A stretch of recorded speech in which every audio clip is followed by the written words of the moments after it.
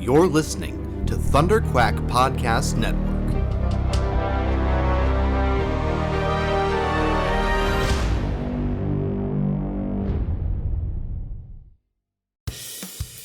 This is the Thunderquack Podcast, the official podcast of Thunderquack Podcast Network, where anything can happen. So strap yourselves in and hold on to your butts. It's Thunderquack time! Hello and welcome back to the Thunderquack Podcast, the official podcast of thunderquack.com, which you can get early every Tuesday over at patreon.com/thunderquack, just like our Patreon producers, Brian Murawski and JJ Samuel do. Or you can be lame and wait and get it late every Friday on podcast services across the galaxy. I am one of your hosts, Michael Cohen. And I'm your other host, Amanda Conkin. And this week you came out with your Dukes up there calling people lame. Oh, did I? Yeah. Well, yeah. Hey, No, it's it's good. I just call like I see it, you know? We really do love those Patreon supporters. It's kind of neat. We've been doing it for a while now. Hey? Like the thing about Patreon is that there are two types of supporters on Patreon, both equally valid, equally valuable to us as listeners, and cherished and wonderful. But they fall into two categories.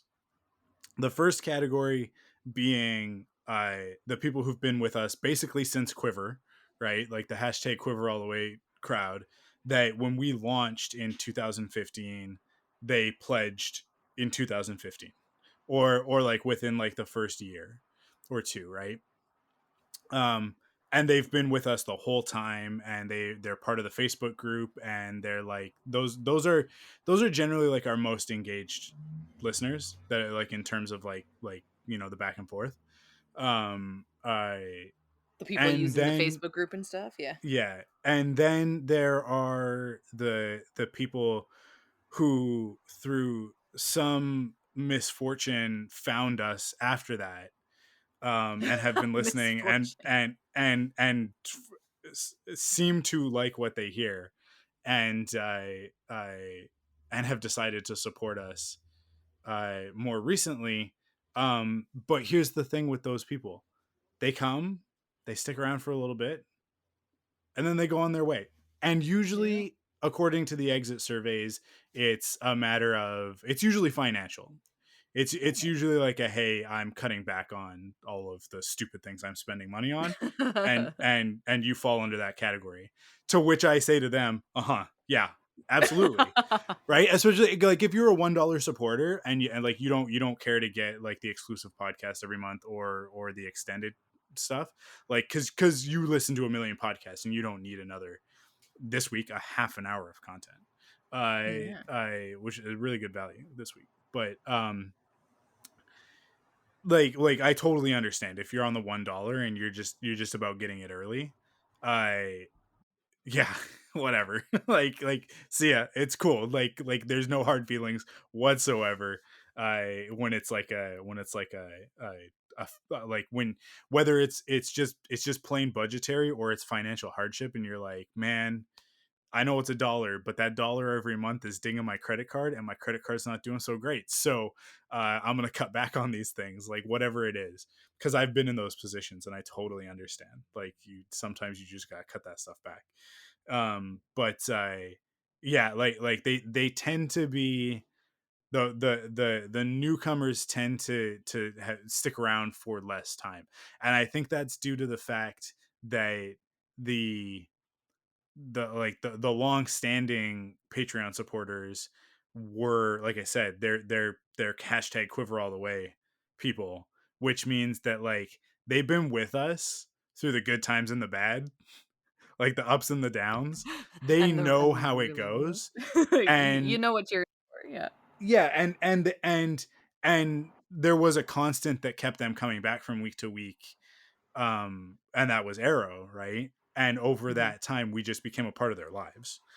And so like the thought of there not being a Thunderquack podcast anymore is something that they're like, well, I want to make sure that doesn't happen, so I'm going to keep giving them money. And for some reason, like it's like a Stockholm syndrome type of relationship where it's like I can't but they've done so much for us, and it's like, yeah, but we've also done so much to you, you know, like we've also you know, I would say in equal measure. So like, yeah, there is definitely like a little bit of that situation going on. Sorry, I'm just readjusting my quickly warming. I'm cooking some corn on my leg. Oh uh no. uh no, I twisted my ankle earlier, and so I'm icing it with a bag of what was frozen corn. It's now very like it's Tepid. becoming cream corn as we speak. But Amazing. um yeah, but it's so I say lame, and I obviously I'm joking. I think you guys know I that. think everybody But knows, yeah. also like the people who support us, they're cooler. So There like you go. by definition, depending on where you're choosing to set the bar, you know, like the That's people fair. who are giving us $1 a week are above that bar. The people who aren't giving us $1 a week are below that bar. And if we So I call have a that bar the cool bar, then there you you know, go. I it have to is what it say is. that one of my skills as a producer over the last 6 years Yeah. has been finding ways to only say positive things when all you want to say are negative things.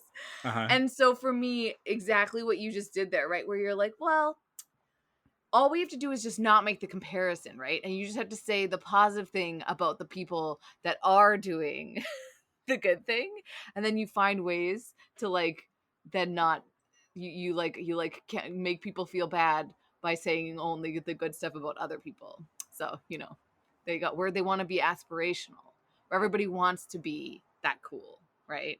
You wanna be praised for all of the cool things you do, like subscribe to Yeah. podcasts. I mean, So this is the real it's a thing. certain kind I of don't think that there's any sales pitch that I can give to the people who listen. So here's the breakdown. We're about 200 to 300 listeners on a weekly basis. An episode usually caps out around 1500 downloads and then like trails off to like one or two downloads sporadically over the course of a month.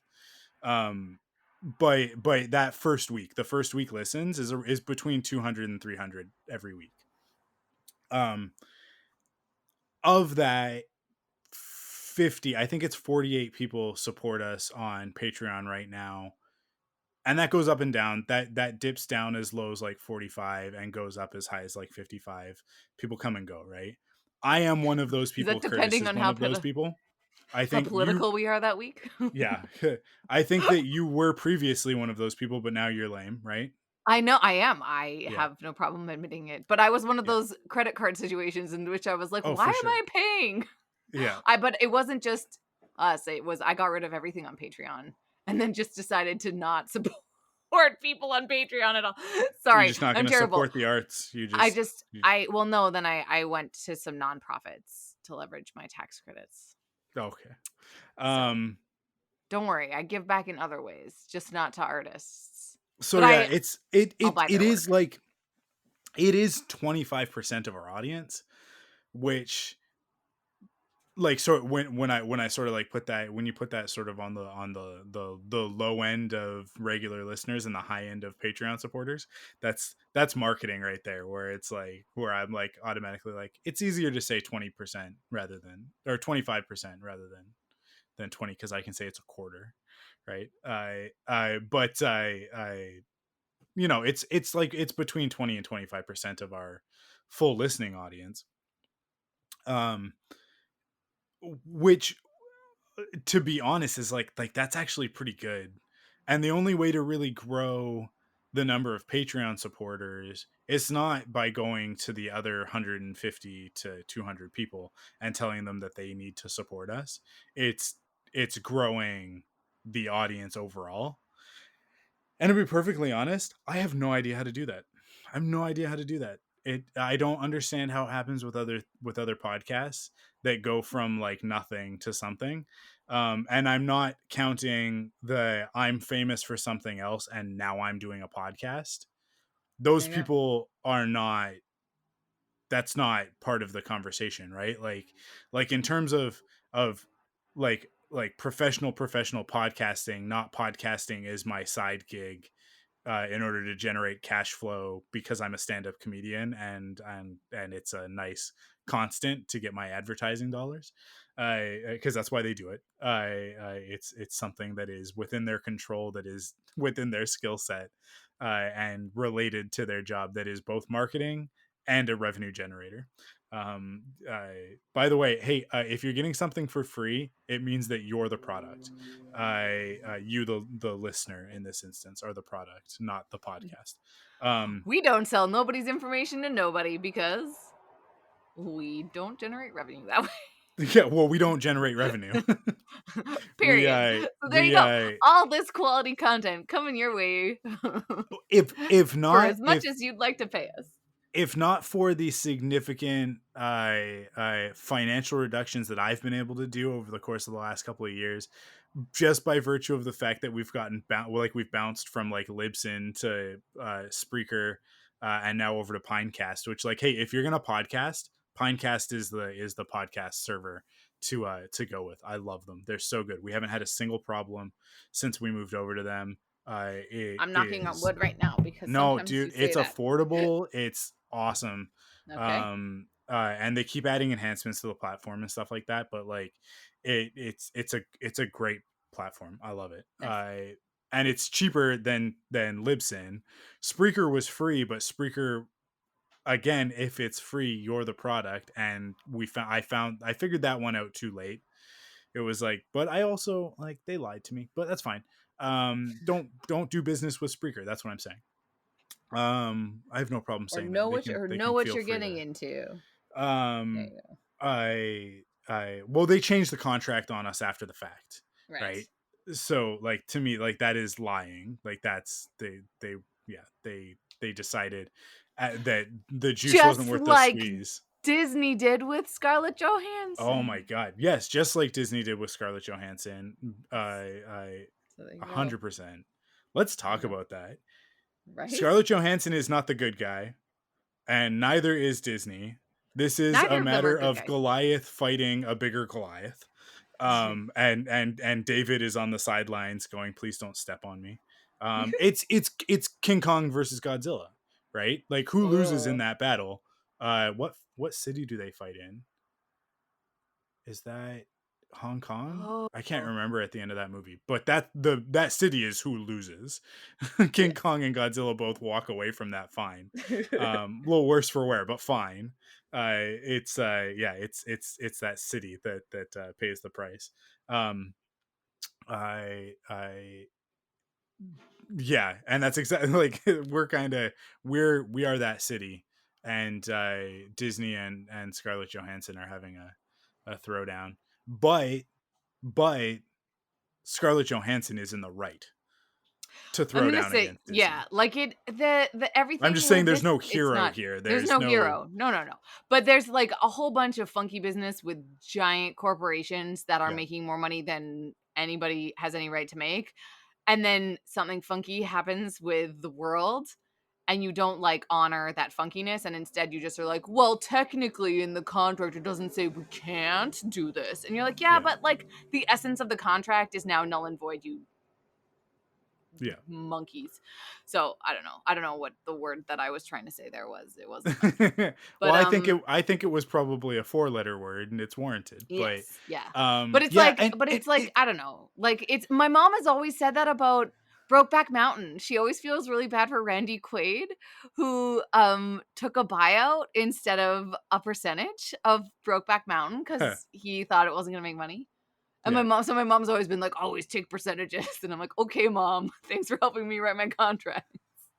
But but it's not like she's the only one that has contracts that are tied to theatrical release, right? Yeah. Like, but it's I think, I don't know. It's all just sort of like, okay, I So don't Emma Stone, like days after, like within the 24 hours after Scarlett Johansson filed her suit, I made a comment, or her people released a comment saying that she was looking at doing the same thing, yeah. And then because Cruella similarly was released on similarly, yeah. Disney Plus, and she's not seeing any back end from that.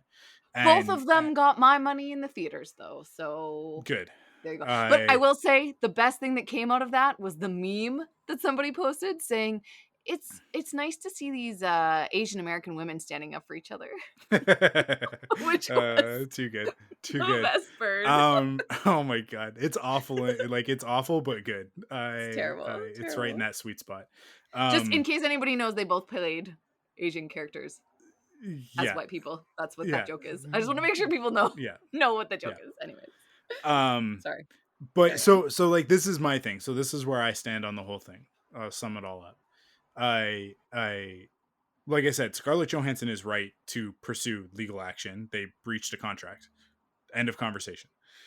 I Disney, and being mad at Disney is a difficult thing. I am not mad at Kevin Feige. As a matter of fact, he came out like a day after him, was like, I think he said, uh oh man, what was it? I'm embarrassed and angry or something like that. I can't remember what it was, at the way that this was handled, basically saying that like this is over his head, right? Like this doesn't have Right. anything to do with Yeah. him. It's Kevin Feige's job to make sure that the product is a good product, right? There are other people at Disney who are Deal with the making contracts. the Yeah. deals, and like, don't get me wrong, he's a part of those conversations, but the negotiations of the big stars contracts are between lawyers, right? Like agents and lawyers. It's that's not really, like, I don't think that he's sitting there going like, make sure that so and so is getting this percentage, right? Like Yeah. he's much more big picture than that. Even the directors, I don't think, are really part of those conversations when it comes to something like the MCU. There's a corporate part of Disney, and ultimately that corporate part of Disney, even that is not fully to blame, because that's a machine that works in reaction to the shareholders, because it's a publicly traded company. Right. So actually, the villains in this whole story Ooh. are the shareholders, because they sit in every one of these meetings, and I've sat in these meetings, I've listened in on the shareholders calls, because occasionally they drop information, right? You can get tidbits out of these things, and sometimes it's interesting Nice. and sometimes it's dry and super boring, but it's not like they don't just have conversation. It's not just a conversation about the Walt Disney Studios or Marvel Studios, or just about Disney parks, or even just like a specific park.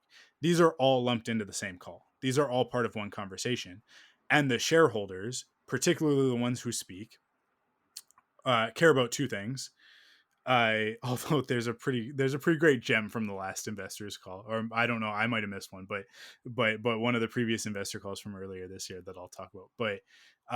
But most of the time it's, what are we doing right now? It's, what are we doing about the lack of revenue because of COVID, because this is hurting my portfolio, right? Or it's people who are completely on the other side of that, who are like, what are you guys doing about working conditions at the Disney parks, and like, people who've had to live out of their cars Right. and stuff like that? Like what is the company doing about these things?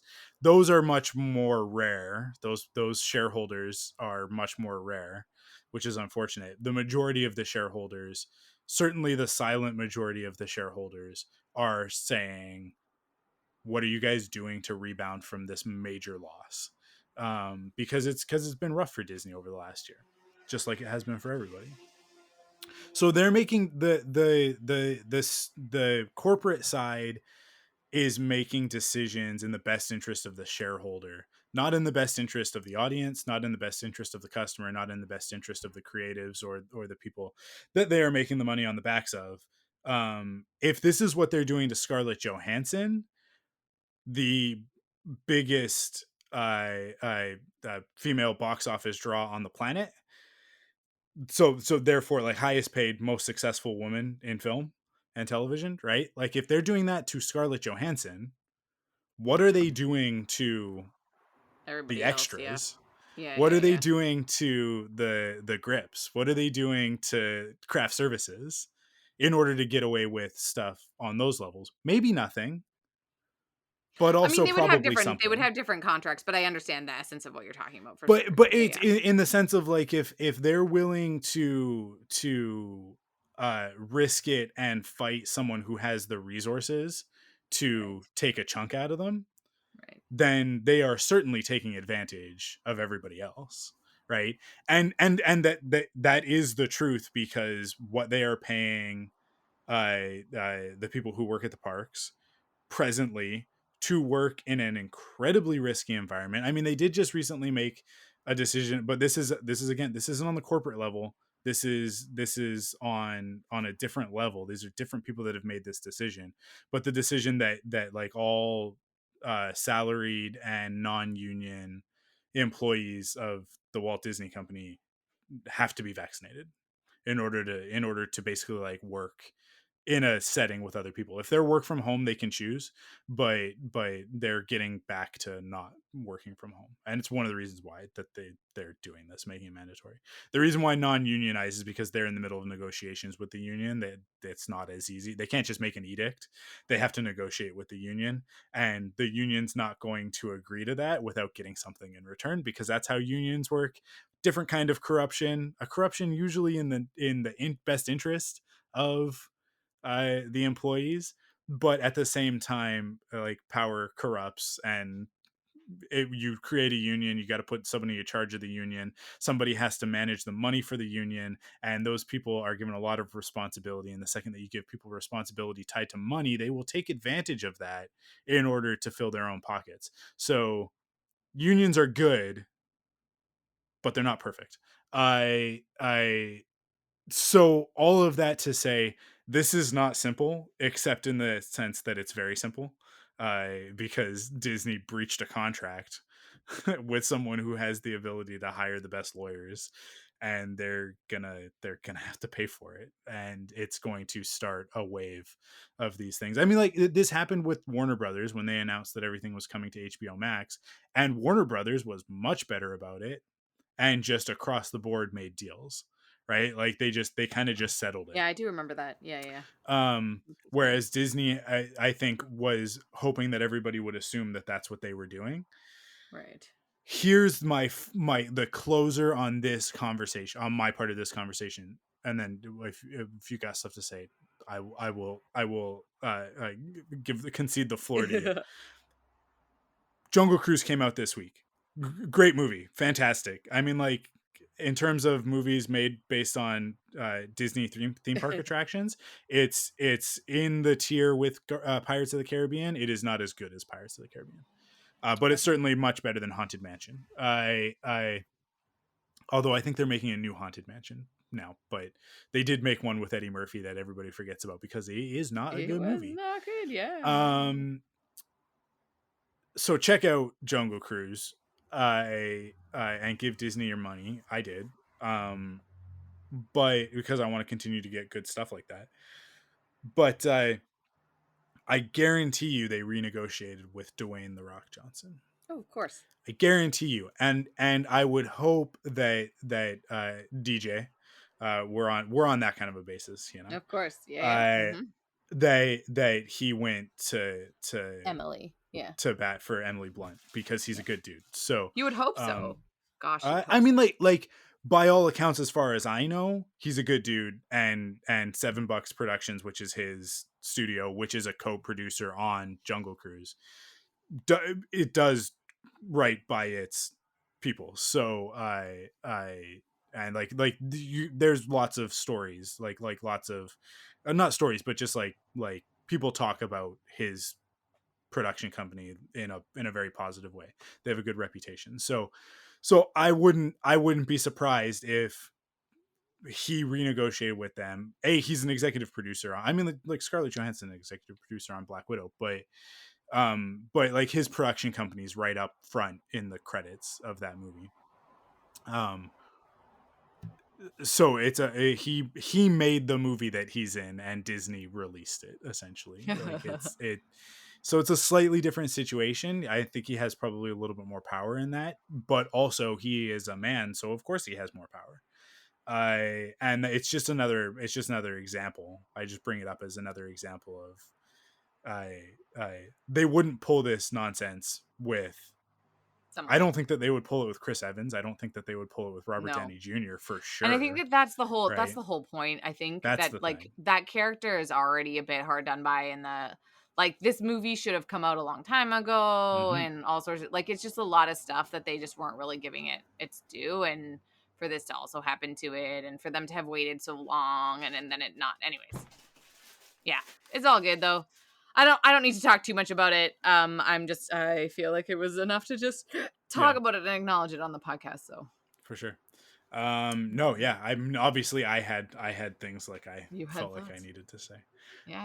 I think I always like to talk about stuff like this because you and I and you more so than I do because you're actually working in it. But as a I don't know, a fan, I guess, of movies and the way that they're made, I pay attention to this stuff. It's important to me. Yeah. So just to give that insight to people of like these are sort of the things that happen and the reasons why it's it's not as cut and dry as I think a lot of the media coverage is making it. There's a lot more nuance to it. I said that I would tell you guys the funny tidbit from one of those previous investor calls. Some neckbeard from the middle of nowhere, or like who knows where he's from, but definitely a neckbeard, guaranteed. You know exactly what he looks like. He's probably got a YouTube channel. I waited in the last investor or a previous investor call from this year. I think it was like the Q1 investor call for Disney to ask the question of I don't remember if it was Bob Iger or Bob Chapek, but one of the Bobs who's in charge of Disney, whether or not they were going to fire Kathleen Kennedy because she's ruining Star Wars. And and the response was so good. It was basically like, we have no problem with we think that, like, I mean, they didn't say we have no problem, but they're like like, we think Kathleen is doing an incredible job, and we're really excited about all of the because this call was in January or February, so it was after the December one where they announced a million new things, right? Hey, guess what, guys? Executive produced by Kathleen Kennedy. It's like that, like the mental gymnastics to be like everything good is because Kathleen Kennedy was kept out of it, even though she's the president of Lucasfilm. So there isn't anything that happens at Lucasfilm that she's kept out of. There's maybe some things that she doesn't care about so much, like mobile games.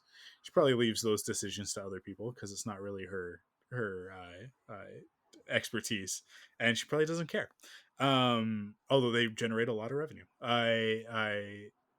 But like when it comes to the movies and the TV shows, like she's directly responsible for every single one of those.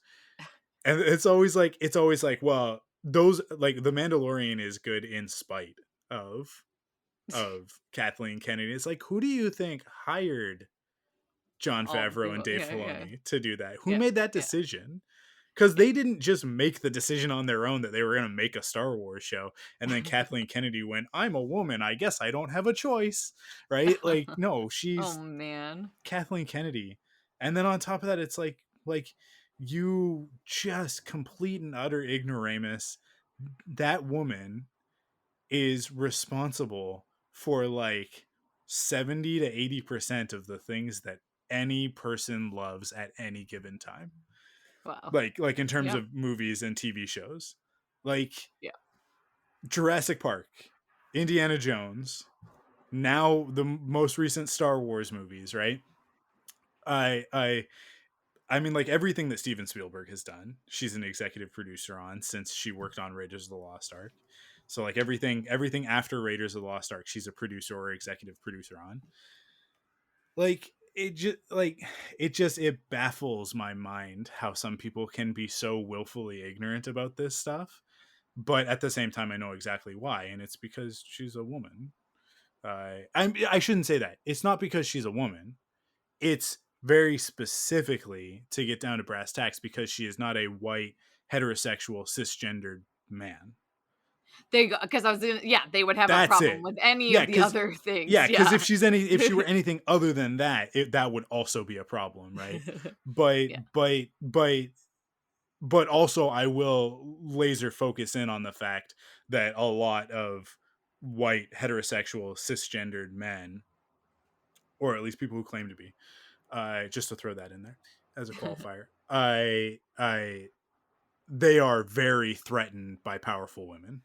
And as I've said before on the podcast, I mean, like as if this is therapy or something like that. I know that for a fact because I have been one of those men who reacted from that place, right? Of like, women in authority are very threatening to me. And it's Yeah. like I've talked about, anytime we talk about Poe Dameron in The Last Jedi, it's why I love his story so much, because he exemplifies that male ideology, and he has an arc where he comes through it by the end, and he's Right. set Yeah. up to be able to be like a fully realized hero leader who can take over and fill the shoes of General Organa, right? Yeah. And the reason why he has to go through that is because he is a man, and because Rian Johnson is a smart guy, and thought, like, if Poe Dameron is going to be the kind of leader that Leia Organa Solo Skywalker, or Skywalker Solo, I guess Skywalker Solo, uh, I don't know, like which Why one of did you those just names is make going to that? come Why did you first? just? Yeah, I was gonna say, why did you make whichever one she would like to come first? I Yeah, will but I'm just say, thinking, like, in terms of the hierarchy, is she a Skywalker first or an Organa first? Right? Because she's born a Skywalker, and then she's adopted as an Organa, and then marries into the Solo family. But I Solo's mean, not even a real last name because it was just given to him by some random guy that's why I at still the think she's airport. Organa.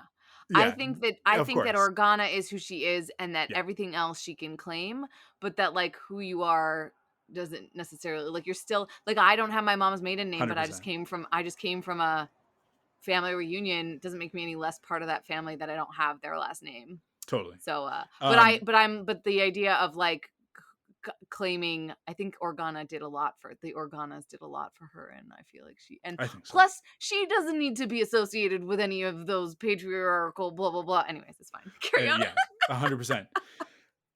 But yeah, so in order for Poe Dameron, a guy, to be able to lead in the footsteps of Leia Organa, Mhm. he has to go through a heroine's journey. And like, it's Yeah. we did an episode of Faster More Intense, I with or I did I was this on the episode? I think this is the conversation that we had on the episode with Ty Black from the YouTube channel Wit and Folly. She is one of my favorite people on the internet, and one of my favorite people to talk about Star Wars with. And we had an awesome conversation, and I'm pretty sure it was on the podcast that we talked about that. I know that I have talked about that specifically with her. I don't remember if it was when we were recording or at some other point, but um yeah, like he does. It's not a one of the reasons why a lot of guys don't like Poe's story in that is because it's not a hero's journey, it's a heroine's journey. And one of the reasons why is because like like Poe's already been on a hero's journey. He's probably been on like 3 or 4, um because of the type of guy that he is, right? I mean, like, he did in The Force Awakens, he went on a hero's journey. It was just all off screen. We didn't get to see any of it, and then he shows That's up fair. Yep. as like and saves the day partway through the movie. They still haven't told that story anywhere, which is just But do unbelievable to you me. need, some stories don't need to be told. It's just, but it's Star Wars, and it's I like they mean, yeah. fill in the gaps on so many things that nobody asked for. But like the anyways, That's fair. I there are 2 different books, and I think an animated short or 2 that tell the story of what happened to BB-8 the night that he was by himself, like in the time between he left Poe and met Rey, because the next time that we see him, he's captured by Tito, right? Right. Yeah. So what happened for him to get captured? There are two stories, and then also one, I think it's a Forces of Destiny short cartoon that, like, maybe one of the rollouts also is about that. Like, they've told that story so many times. How did Poe Dameron get off Jakku? No one knows. Anyways, yeah, so in order for him to become a fully realized person, he had to he had to reintegrate the feminine into his personhood, right, in order to be able to be a good leader. And like, that's what The Last Jedi is about. He goes on that heroine's journey, and gains that feminine perspective, and he's still got a long ways to go. I think he still would have to have a lot to learn. It's a continuous process, but he at least gets to the point where, like, he doesn't need to be threatened by a woman with more power than him anymore, right? Right. Like, he can not just, because there is a bit of like a, well, I respect Leia, right? Like, if you had asked him, he would have been like, I respect Leia, I listen to her. And it's like, no, you don't. You directly disobeyed an order at the beginning of this movie, right? But if you had asked him, that would have been his response. So he You had would to have come thought back to so. the Yeah. point where it's like, hey, just because of, what's in your flight suit doesn't mean that you're more qualified to make that call than she is, right? Now, all of that to say, Poe did make the right call, because if they hadn't destroyed the dreadnought, they would have jumped to hyperspace, and then moments later, the First Order would have jumped after them, and the dreadnought would have fired on the Raddus, and they would have been done. But he didn't know that. He didn't have that information. That's not. He made the right call, but by sheer dumb luck, not out of any sort of male expertise, or skill or aptitude. So, yeah, The Last Jedi is a great movie, though. I love The Last Jedi. Yeah. Best Star Wars movie. I mean, it doesn't stand on its own, which is one of those things that I always go back to with The Empire Strikes Back. So it's like Solo 100% stand on its own, and can be its own movie, without any other context. And so maybe it's the best Star Wars movie, but Whoa. I don't know. Well, there you go. Conversation for a different time.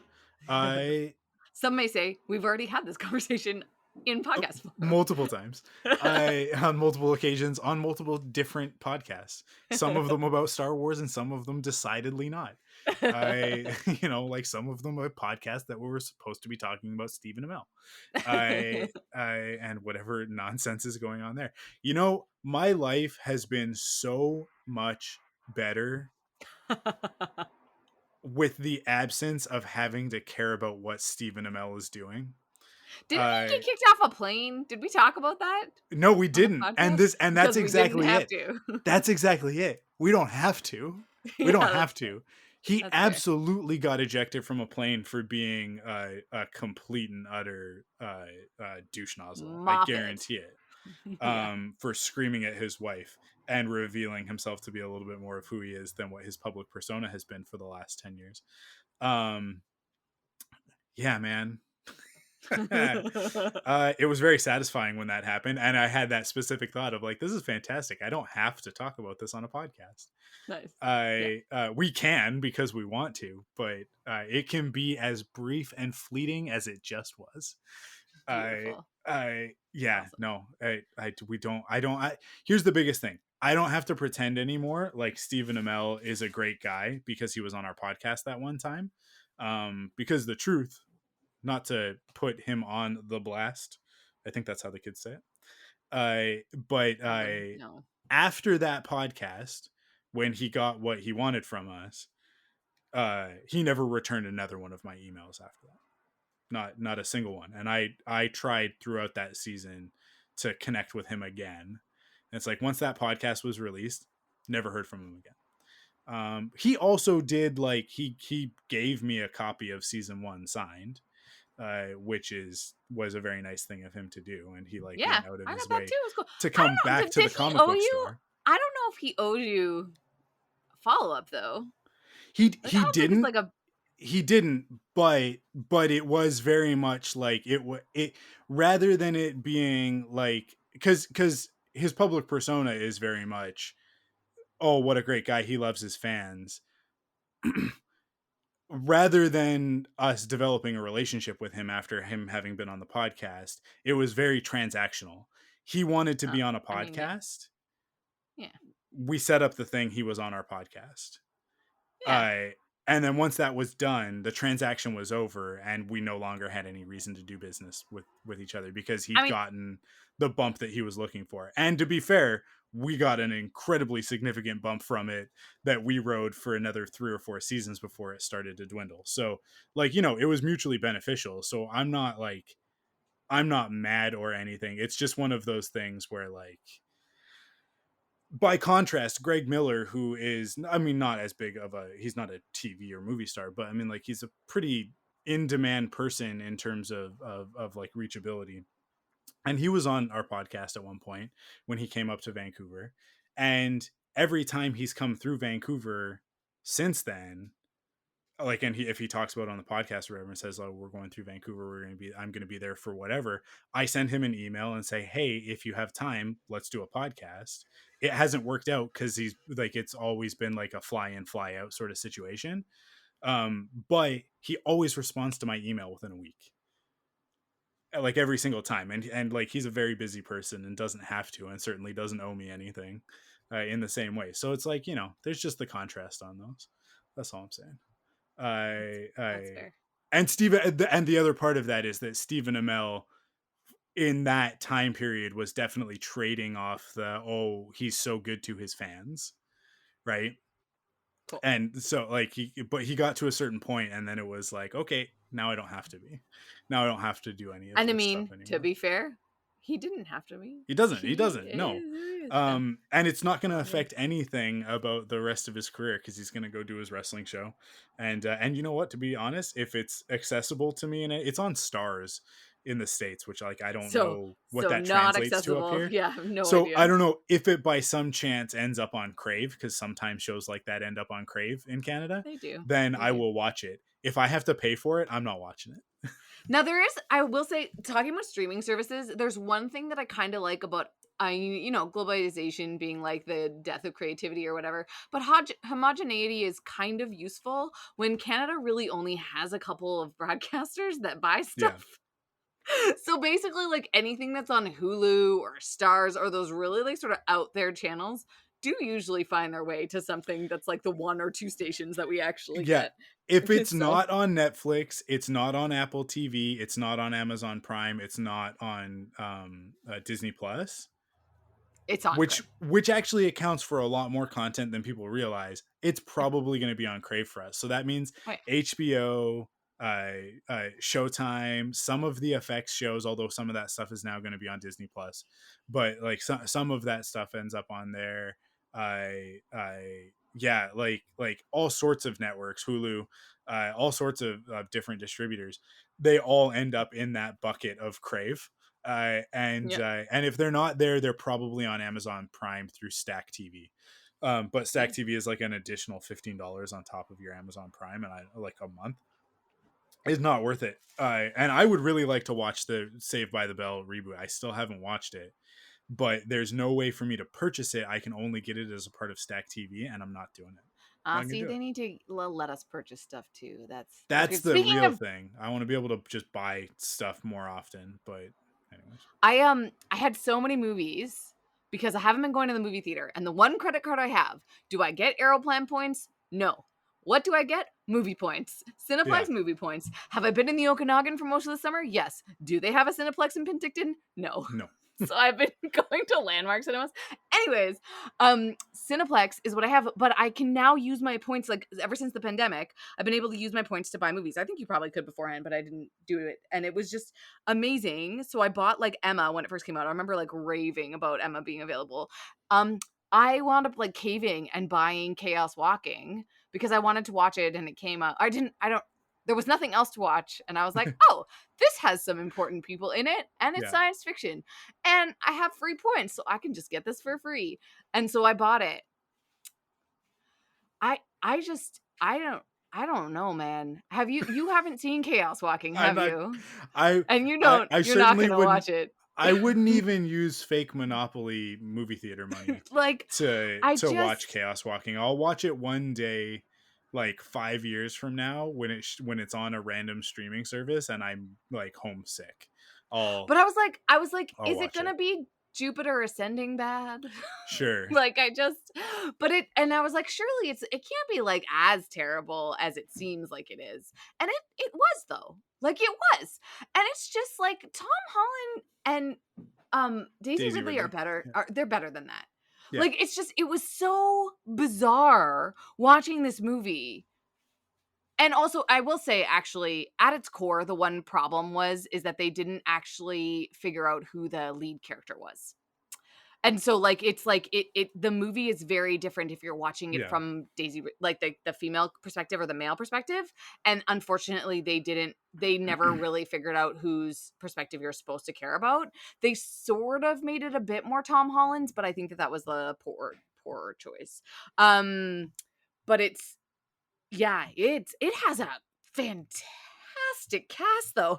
Like this movie is like should Yeah, have been they really good. really Like Joe they really Jonas tried is to in make this it movie. something that it was never gonna be. Yeah. Like, but the thing is that like I like if you have a hard sci-fi concept like that, and I don't know if people are familiar with Chaos Walking, but basically the conceit is that there's colonizers and they land on a planet in which all of the men's thoughts can be heard by all of the women or by everybody. Like all of the men's thoughts can be heard. And so that's the conceit of it. And then Daisy Ridley is a second like colonizing party and lands. Her ship burns up, so she's the only survivor from that particular ship. And then she comes across Tom Holland's character, and then they all like she realizes like what it is, and everybody's freaking out like because it's all only men, and you're like, what happened to all the women? It really was. Oh, it just they could have done so many cool things with the conceit, like the way that they set it up, or the way. But even as I'm watching it, I'm like, I don't even know how you would edit this differently to work because the core of it, like they didn't quite get. Like they open it up with a quote from the book, I guess, because I think it's a book, right? And I'm like, I can imagine how this would make a much better book. But like the quote is something, it's like, and something about like to hear men's thoughts is just chaos walking, and I'm kind of like, what? Why wouldn't you just call the movie something different so that we understood what it was? Like it's just like that's Yeah. why they had to put a quote at the beginning so you understood why the movie Why the was title called is the Chaos title. Walking. And it's just from that moment, like it's the first thing that comes up is this quote, and I'm like, oh, when you have to explain the Yeah. title Hey, like in a hey, quote. guys, we got a problem. We got a problem Yeah, with this like script. it's like Yeah. okay, cool. But also like like it in an age where like the crux of that could be, and I mean here's maybe a spoiler for Chaos Walking, I guess, if you care about it. It's not really gonna be a very big spoiler, but like the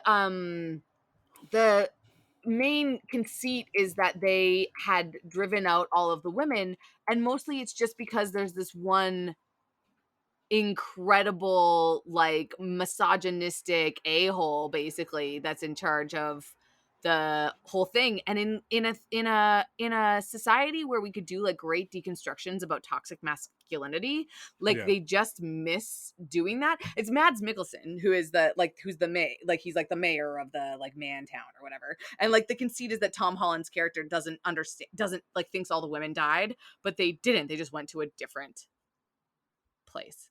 And it's like that's supposed to be like this big thing, and I'm like, oh no, you guys could have done that way. Like it's just missing, like it just could have done all of this great stuff about deconstructing toxic masculinity, and it just didn't. And instead you're just kind of like, wait, well do he's just sort of a bad guy, but you're like, he's so obviously a bad guy. And then they have this like preacher character that's supposed to be like even more extreme, and you're like, you're just adding extra levels of the same like toxic masculinity is bad. Here's one version of it that's violent. Here's another version that's loud. Here's another version that hates itself. Like, and it's like, I don't know. It could have been cool. I'm now wondering if there was any women on the creative staff. I'm now actually completely realizing that maybe it's because Patrick Ness, the screenwriter, No, Patrick Ness, the screenplay by, and Christopher Ford, the screenplay by, and director Doug Liman didn't talk to any women when they were making this movie. I'm now realizing that's probably what it was. Here's a thing, and this is the thought exercise, because I went through this the other day. I was listening to a song. I'm not going to give this away because I think this is a good idea, and maybe I'll give it to somebody else one day. But it's definitely not an idea for me to pursue any further than maybe like a story by credit on something one day.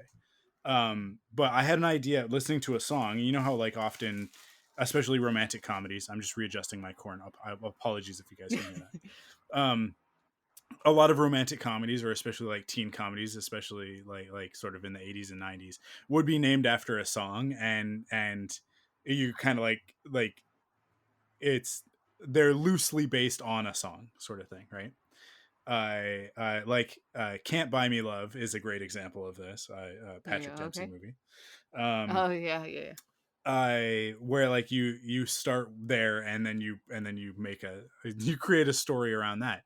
I read that there is an author that does that, and I read her books. It's a Taylor Swift song. Okay. Listening to it with Kara yesterday in the car on the way to go buy our Super Mario Luigi Lego set. And I had this whole concept for like a movie based on this Taylor Swift song, an older one. And I was like, but I could not even, I have this idea. So I have like these broader points of a romantic comedy that could work around this, but it would definitely not be my story to tell, because it is not, I am not reflected in any of these characters directly. What is it? I'm not gonna say it because I don't want to give it away for free here, because like specifically, okay. I'll tell you later. Okay. But not on the podcast, because I don't want to. And then I'll promptly forget that you told me and make it anyways. Just like the zombie porn idea that I fully thought was my own idea, and then you're like, I told you that idea. Yeah, that was my idea. Yeah, but I did have the realization of like, oh, this would be a story specifically about a queer or gay character, and like I don't have the perspective to write that. Like I don't have the perspective to get any further than I just got in an authentic, like, could I, as a mediocre white man, absolutely I could do it, and maybe even sell it, and then somebody else would come on and rewrite it, and it would be a much better screenplay than what I could write, because I'm not a writer. But I could do that as a mediocre white man, but I'm not going to, because I recognize that like it's just not a story for me to tell. It's not like so, like I would be happy to hand it off to somebody else who could have that perspective and bring some authenticity to it, and then be associated with it and be like, well, this mediocre straight white guy had the idea, and we're happy that he did, because we turned it into something that really means something. And thankfully, and I feel like I could get some kudos for not being that guy, not right, which to me is like, I would aspire to that. And I think that more mediocre heterosexual cisgendered white men should aspire to getting props for not thinking that they can write a story about gangster rap in South Los Angeles, right, or something like that, right, as an example to pull out of my butt. So here's I actually never thought to do this before, to like look at the book. And so the book is called The Knife of Never Letting Go, and apparently it's like there's multiple like, and it's Patrick Ness is the author of this, but like the description is that it's like Todd Hewitt is the only boy in a town of men, and it's something that like he knows they're lying to him and he must leave, so he flees with just his dog, and then he stumbles across this woman who he can't hear. Who is she? Why wasn't she killed by all the other female? And then it's like propelled by Todd's gritty narration. Readers are in for a white knuckle journey of a boy on the cusp of manhood must unlearn everything he knows in order to figure out who he truly is. The movie did not do that at all. That sounds like it would be interesting. But I'm Yeah. worried. I'm wondering if it's because they needed Tom Holland to be likable. Like that character, they didn't let him they never let him be anything less than heroic. And the problem Because with that is that that like because story, yeah, like what you just outlined, yeah, yeah, is an allegory from breaking out of yeah, misogynistic yeah, and exactly, exactly. like And that male sounds centered interesting as thinking. heck. Yeah. Yeah, that sounds really great. But But they you didn't can't let make that a them you movie, can't no. because And it's otherwise you made The Last Jedi, yeah. and we just talked about that. Exactly, Why exactly. that doesn't But work. it's fascinating. I'd love to talk to somebody else who has watched it, just like in terms of like deconstructing Yeah. what I think. Like if other people saw that same thing, but like that's really I think my biggest You know, problem with it is that it was like so watered yeah. down that it lost any core of what was interesting in any way. 6 years ago, I would watch it just so that we could have that conversation. Right. Yeah. But in my present, as people who listen to the uncut version of this episode will understand, I just can't. You just can't. You It's just out. can't. It's outside of my control. Yep. Um, no, But it's all good. my Yeah. days are very firmly taken up by screaming children and ASMR videos. Those are the only sounds that go into my Amazing. head these days. And Amazing. not a lot of visuals because I'm usually looking at my screen and trying to work as I listen to those two varieties of sounds. Yeah, hey, if you want to have a conversation about Bluey. Rainbow Rangers, Nice. fully prepared for Ooh. that one. Ooh, It's a exciting. short conversation, but I'm there. Did you watch Jungle Cruise? I mean, like I brought it up briefly, but I haven't watched Jungle Cruise, but I think I will. If nothing else, because people keep saying that it's a mix of what are they saying? Of the Mummy and Pirates of the Caribbean. Pirates. Maybe it's that. And I love the Mummy. Like Yeah, that movie is so fun. And I'm kind of like, I didn't know that they were gonna put the joke. Obviously, they now in hindsight, I'm like, oh, of course they should have. But like that, there are some jokes from the ride in the movie, yep, and 100%. that makes me happy. So, but also like the Jungle Cruise is not my favorite ride because I hate like like I hate having to be like, okay, make me laugh. And like the purpose of the Jungle Cruise is to like sit in a boat and like these like people try to anyways, and you enjoy the like pretending to be on a Jungle Cruise.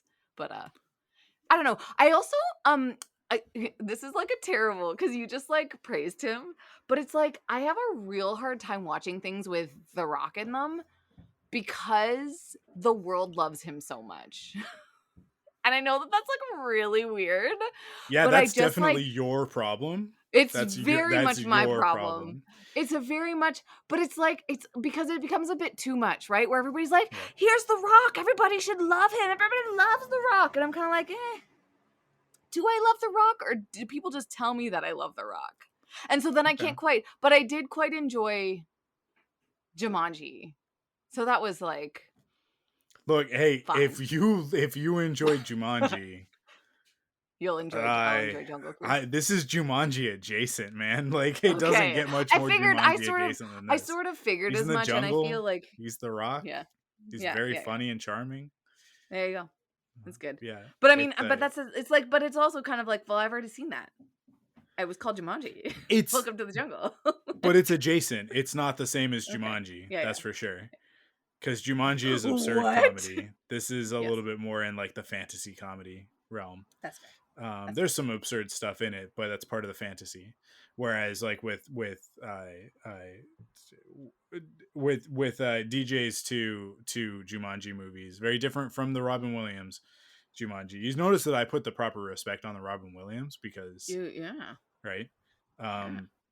because I wouldn't deign to be so familiar with the late great Robin Williams, but yeah, no, me and DJ we got a different type of relationship. Yes, that's fair.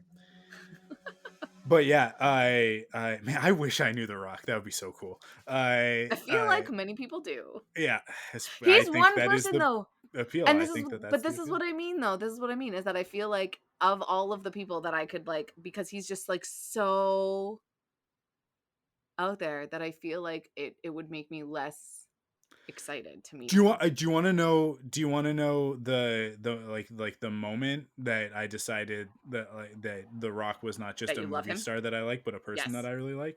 Oh, yes, I do. It's Of course. seeing him with his kids, Oh yeah. I with mean, his here's the daughters. thing. Here's the thing. I do follow him on Instagram. Yeah, And I don't and follow very many celebrities on Instagram. as So, much yes. as a Yes. movie star who He's travels good. all over the world for their job can be, he seems to be a very good dad, Yeah. That's and true. he certainly does a good job of looking the part. He is an actor, Maybe so who knows? but But maybe that's what it is it's like somebody can't be that perfect. Like it's just frustrating. well, I It don't just think makes me he's feel that bad about perfect. my Like I makes me just feel said, bad about my life. he's a movie star that spends most of his time traveling all over the world making movies and not actually with his family. That's fair. He definitely prioritizes eating gigantic stacks of pancakes over, like humanitarian work, Okay. because it's more important for him to be the size of a mountain. That's Um, fair. Yes. I Yeah. mean, like, yeah, like it's not that the man is He is without quite flaws. large. He is quite large. I Yeah, like there's definitely a lack of balance there. But in terms of all of the guys who are gigantic mountains, he seems to be the most well-rounded, I would say. Nice. And Okay. actually, you know what? I'm gonna take that back. I'm gonna take that back. Oh, He is because the who second is? most well-rounded. I think that Dave Batista is Oh. quite possibly like out of all of the like wrestlers turned AAA movie stars currently. So you've got from Actually, a large yesteryear. number.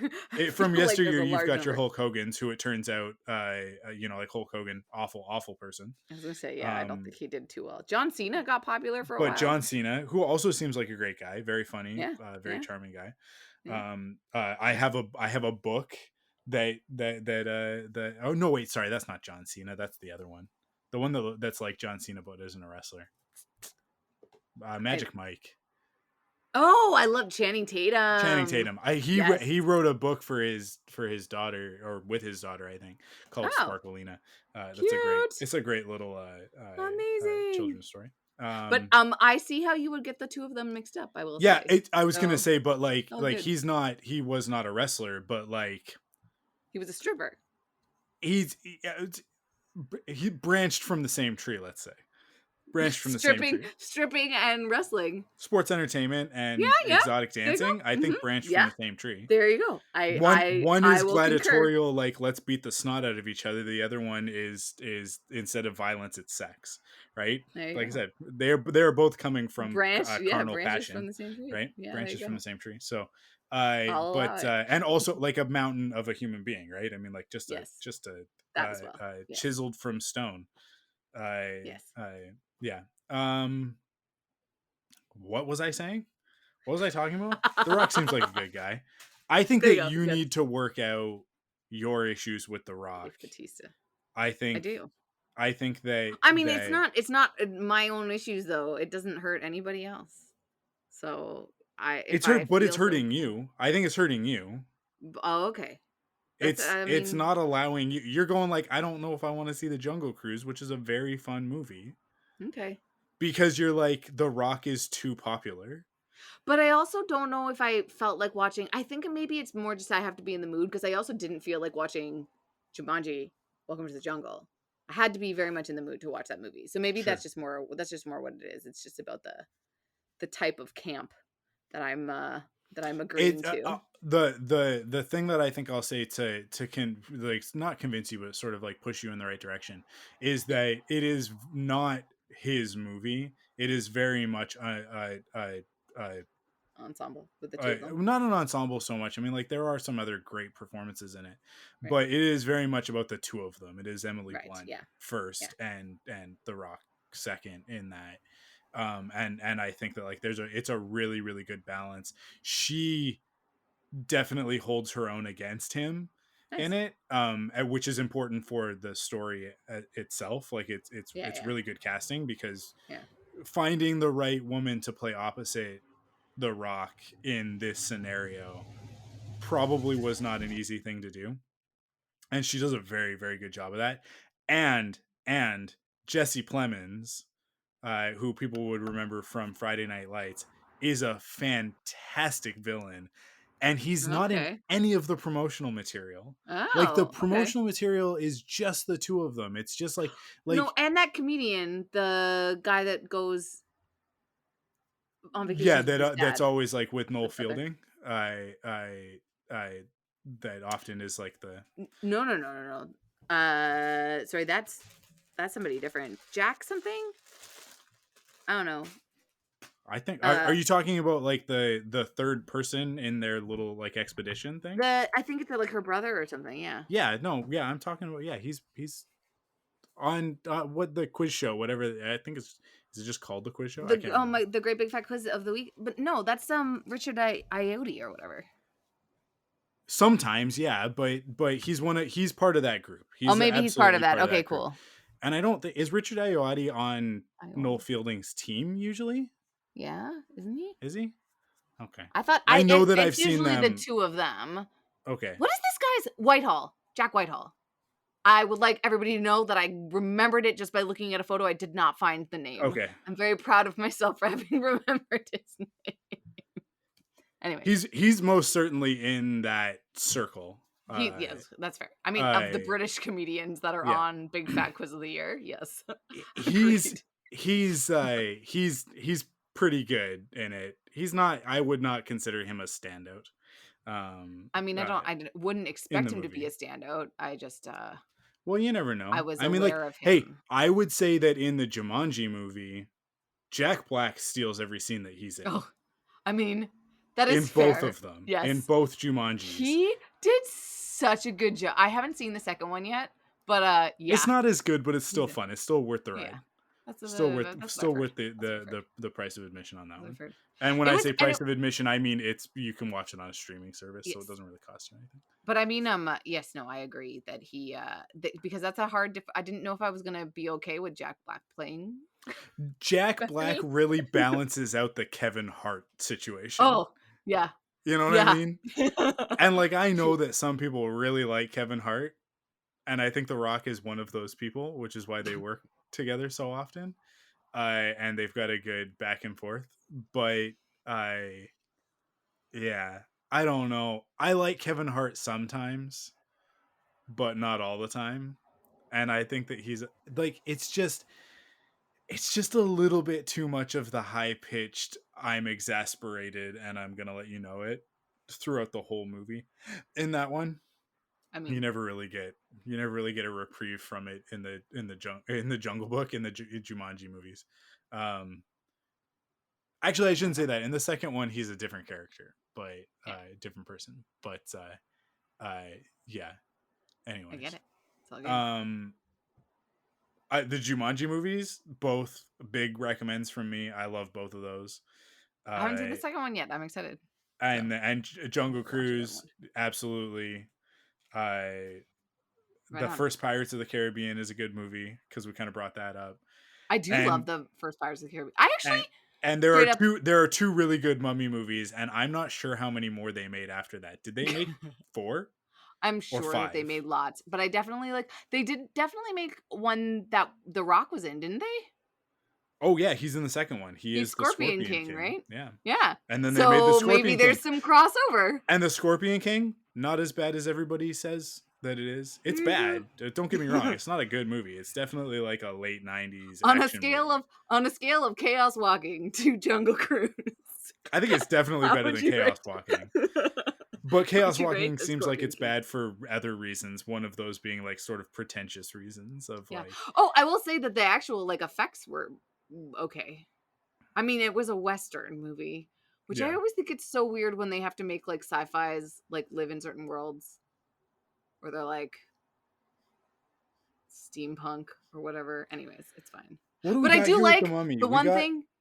We got 1999 The Mummy with Brendan Fraser, right? We've got The Yes. Mummy Returns in 2001, and then 2008 The Mummy Tomb of the Dragon Emperor. But is that the third one? That's the fourth one, isn't it? I didn't watch Tomb of the Dragon Empire, so I don't know. Dragon Emperor. Emperor. Jesus. Listen when I talk. No, I heard what you said. I just said it wrong. Okay, on purpose. In my head, yeah. Well, no, in my head I That's said weird. emperor, but I said empire. Oh, so It's you okay. just mumbled it. I just mumbled but in my head I was talking about the person, not the place. So you're I have to finish. the mumbly then. I have to finish my thought Yeah, go because ahead. I was going to say that in Chaos Walking there is straight up a reference to the cryogenic chambers for the horses. So I will say that I like the intention of the Western, like they did the sci-fi. All right. And now all I think about are cryogenic horse chambers. And I'm kind of like, why were there not other animal cryogenic chambers on this spaceship? Anyways, carry on and tell me all the different types of mummy movies that there have been. I'm checking. Okay. There are only 3. I thought that there was one in between the 2008 and Well, I think the the Scorpion 2001. King I people guess. probably talked about that The one. Scorpion King spin-off series, and There was technically, one that was an oh old one. boy, there are technically 5 Scorpion King movies. Well, there you go. That's Now probably let's be really clear. There's only one that was released in the theater. Or was the second one released? No, it is a 2008 prequel direct-to-video film, The Scorpion King 2: have I Rise of a seen Warrior. Tomb of the Dragon Emperor? I don't know if I've seen this. I've never seen it. Is the I've kid an never seen it. adult? I With think so. Jet Li. Yeah. What? I don't think I've seen this one. See, like Dwayne the Rock Johnson, DJ, is definitely not in this movie. Oh, it's because they recast Evelyn. That's why I didn't watch it. I think I was There you go. protesting. There you go. Because Evelyn Evie is like my favorite. Yeah. Like she did that. such a good job.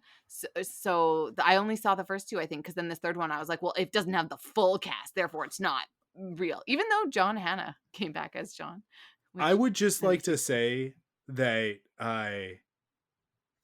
the Scorpion King 2, we're kind of on separate paths right now, but they're parallel. But it's they okay. come back. We're both doing the work. The Scorpion King 2: Rise of a Warrior. There is not a single person in this on the Wikipedia starring, like the headlining stars of this movie that I have any familiarity with whatsoever. That is impressive. That's impressive because, like, come on, like I have a problem, right? Like I watch too many movies and TV shows and I care too much about this stuff, and I don't know who any of these people are. Usually, even in bad movies, there's usually at least one person that I'm like, oh, man, what's the guy who's in all of bad movies? Eric something, I can't remember.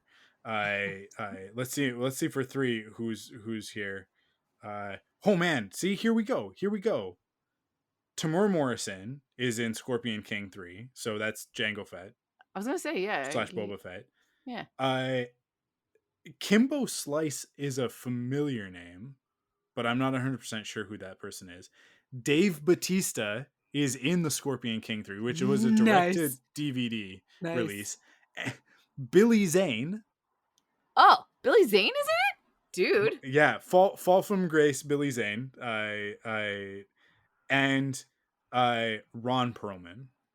Well, okay. So obviously the Scorpion 2 was that somebody just got some extra money and the title The Scorpion King, and they were able to do whatever they wanted, but they didn't have enough money to do much with it. Here's what happened. I'll guarantee you, because I have evidence of this to follow up with it. With Scorpion King 4. So here's what happened for sure. Scorpion King 1 comes out. Not good enough, not big enough box office to justify Scorpion King 2 in the theaters, but certainly enough brand recognition to put something on the shelf with a blockbuster, right? Oh, yeah.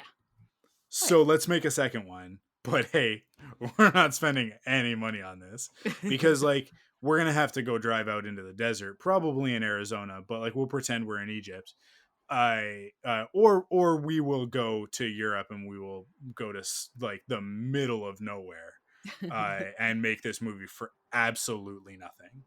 Then they put it out, and as a DVD release, trading on the expectation that, oh, DJ is gonna show up in this at some point, though, right? Like he's at least gonna like young Indiana Jones Chronicles style. He's gonna like narrate the beginning of this, isn't he? Right? No, he's not in it at all. but people are going to rent it anyways, which means Blockbuster is going to get themselves 30 copies of this garbage movie. So we're going to make some money off of this. So they do, and they go, what would happen if we put just like a little bit of money in this? Dude, they shot Scorpion King too, because I have to look at this. They shot it in Cape Town, South Africa. There you go. So, but it's a prequel to the prequel.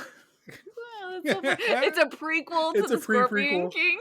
Oh and so God. That is a prequel. Anyway, sorry, carry on. So Scorpion King 3, they're like, let's put a little bit of money in this. And also, we didn't really have any wrestlers in that last one.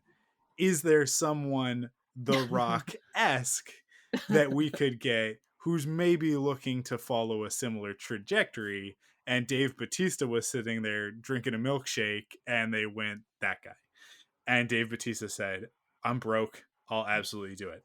That's not a slight at Dave Bautista. He recently talked about this. But I saw that too in for like Marvel, like when he got that, it was like his benefit. And so I only say that because that is his story that he's like told. And so I feel comfortable, I guess, calling him out a little bit, but not really, because since Drax, he has had some of my favorite roles in sci-fi, fantasy stuff. I mean, like, I'm not just talking about Drax. He is one of the best parts of Blade Runner 2049. His performance in that movie is so good, and it's so understated. He's phenomenal in that movie. Apparently, Randy Couture is a UFC champion. Okay, and is that from the second one? He's from the second one. There, okay. So they thought that they could shift it that much, and then in the third one they realized no, we need a WWE superstar. There you go. That's fair. They got Batista, right? Yeah, there you go. And they were like, hey, Batista didn't cost that much. It was a pretty easy negotiation. We got some money left on the side. Okay, get Django Fett and Ron Perlman. And then Billy Zane was just like going through the garbage, picking out empty cans, and said, "Are you guys making a movie? I'll be in it. I'll be in it." And they were like, "Do we need to pay you?" And he was like, "I mean, I'll just take your empties at the end. If Crafty can just give me the empties." But like Billy Zane is the mummy, though. What? No, he's not. From the first movie? No, he's not. No, he's not. Isn't he in? You're just seeing Billy Zane. You know what you're doing? You're thinking of Billy Zane from Community. The one with the ring? No, from Community, where he looks very much like the guy who played the mummy because he put on a significant amount of weight and lost all of his hair. Maybe. So you're seeing that's what you're honing in on there. That's what I'm seeing right now. I understand. Okay. I understand why you would think that Billy Zane, because I'm looking at a picture of Arnold Vosloo right now, and I get like they like Billy Zane, like they're doppelgangers. They could play each other in movies. Oh no, the internet thought they were. But so, Billy Zane has been in a lot people I'm on his IMDb right now. Billy Zane played the bad guy in Titanic, but he was a superhero. He was the Phantom. The Phantom, right? I'm not crazy. It was the one with the rings. Yes. So here's what happened with Billy Zane. He played the bad guy in Titanic, and everybody was like, "Oh my God, Billy Zane, the bad guy in Titanic!"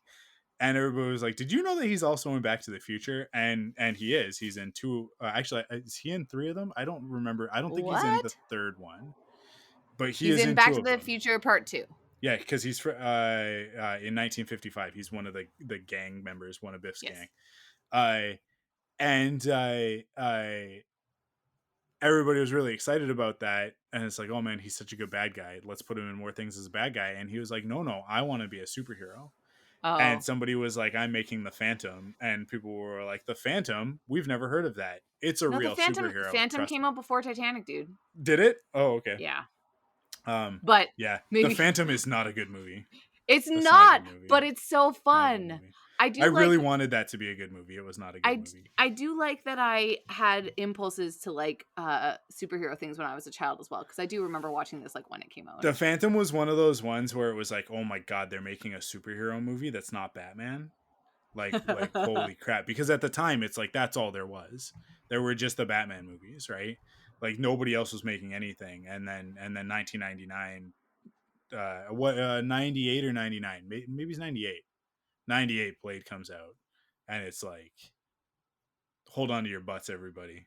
Everybody always starts with X-Men. They're always like, oh, in 2000 X-Men came out. No, X-Men doesn't come out in 2000 without Blade in 98. Doesn't happen.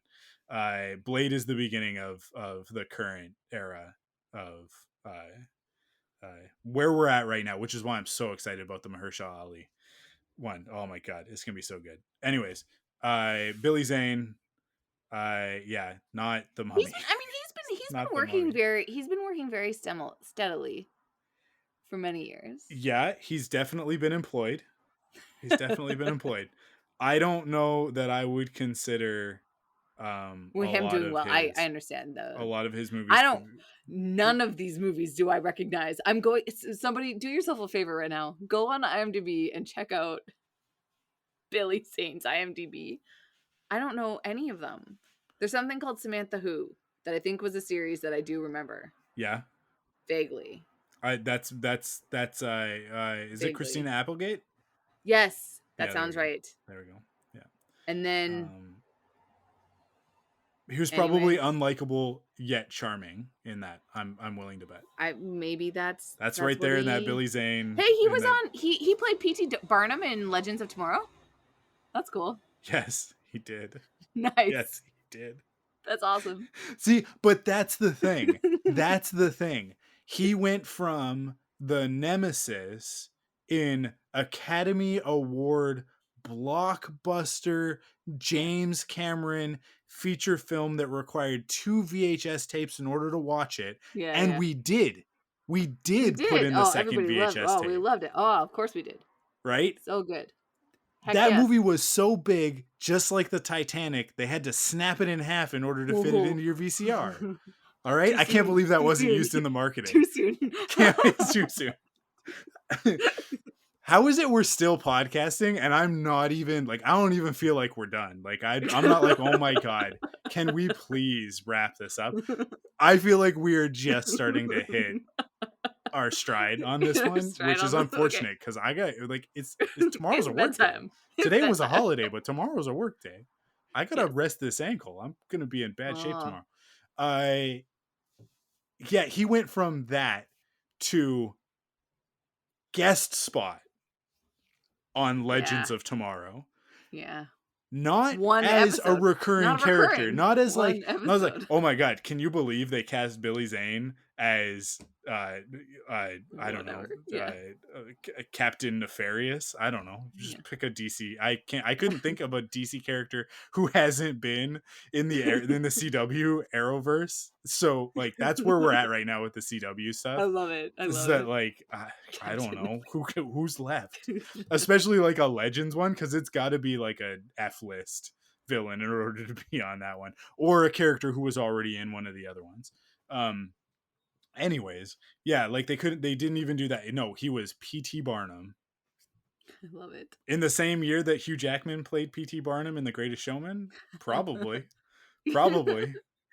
Hey, do you remember the greatest performance of P.T. Barnum from that year? It definitely wasn't Billy Zane. And the other one's kind of debatable anyways. So, I don't know. People like The Greatest Showman. That's an unnecessary dig. I haven't seen that movie. No, it's okay. But as somebody who likes musicals and Hugh Jackman and Zac Efron, I didn't like it as much as I thought I would. But definitely the like "This Is Me" song is worth the hype. It's good. All right. But it's I believe you. Hey, it has the same director. I feel like Stephen Sommers. I'm now seeing his name. I think did he direct all the spin-offs for the other ones as well? I'm wondering if definitely didn't do the spin-offs. He did. No, he did the Scorpion King 2, Rise of a Warrior. Stephen Sommers directed the spin-offs? Sorry. No, producer uncredited. He produced Okay. He also did G.I. Joe Rise of Cobra. That's cool. Yeah. All right. Not a he did movie. Revenge of the Mummy the Ride. I love it. And he actually did direct G.I. Joe Rise of Cobra. Yeah, And he the Jungle directed that Book? one. What? I am correct in that The Greatest Showman and that episode, the P.T. Came Barnum out in the episode same of year? Legends of Tomorrow both came out in 2017. Burn. Burn. Burn on Billy Zane. This is not Ouch. what this movie. He was probably like, man, this is gonna be it. Maybe I've no, got you it. know what though? To be fair though, maybe he was supposed to be it was supposed to be a play on that year. Like they would have done it on purpose because people knew Oh, who P.T. probably. Barnum was that year. Probably. Are For you sure certain. that Yeah, go they ahead. haven't accidentally put a picture of Billy Zane and Arnold Vosloo's IMDb page because they're Right? so identical? Right? Yeah, Anyway, no. sorry. Yeah, wow. Look, when we started podcasting tonight, there's We a lot of did things I not. thought we were going to talk about. I didn't think we were going to talk for probably, what was that? That was at least 10 minutes, if not close to 15 minutes about Billy Zane. And I And just don't that know is the why. most that anybody has talked about Billy Zane on a podcast in the last 10 years, which is most of podcasting. You know what? I would do a full podcast with Billy Zane. I feel like we'd have a lot to talk about. Here's the thing. I feel like we could talk I'm about throwing so much shade Billy Zane's way that, like he'd go to the He's beach gonna and not get a sunburn. That's how much shade I'm throwing at he's him gonna at be the really moment. upset about all of the shade He needs because a he's gonna take it personally. he needs a He's gonna jacket take it if he's personally. going to the beach. He could be in the Sahara Desert There you go. and be totally fine with this amount of shade that I've thrown. If I were confronted with Billy Zane in this moment, if you were like, and he's on the call, I would be so apologetic instantly. I would Because he's 180 Billy and be Zane. like, "Oh my God, Billy Zane, you are amazing. You're like, this is my thing. I think that he made some poor choices. The Phantom is one of them.